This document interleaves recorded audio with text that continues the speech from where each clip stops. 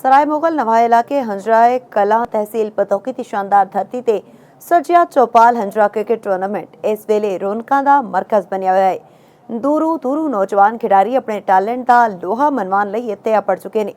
इलाहाबाद तो भी उभरते हुए नौजवान खिडारी मोहसिन अपनी टीम नाल टूर्नामेंट विच शिरकत कर रहे हैं। इस वेले साडे नाल नुमाइंदा साजिद हुसैन हंजरा मौजूद ने। उन्हां कोलों मज़ीद तफसील जानिया जी। साजिद की तफसील ने जी बिल्कुल चौपाल हंजरा क्रिकेट टूर्नामेंट में दूर दूर तो आईया टीमां इस टैलेंट नूं विखाण लई नौजवान खिलाड़ी इलाहाबाद तो जिले कसूर की धरती तो साडे कोल आए ने।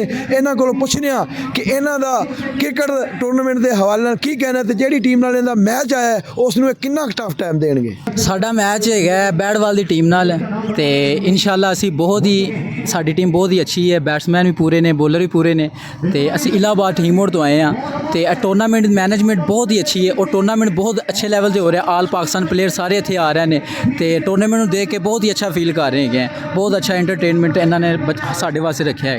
ये साडे नाल चौपाल हंजरा क्रिकेट टूर्नामेंट दे विच आए मोअज़्ज़ज़ मेहमान साडे नौजवान खिलाड़ी इलाहाबाद की टीम के कप्तान सन। इन्हां दा ही आखना है कि टूर्नामेंट बहुत अच्छा हो रहा है और इंशाअल्लाह असीं अपनी टीम नूं इत्थों फातेह करावांगे जी।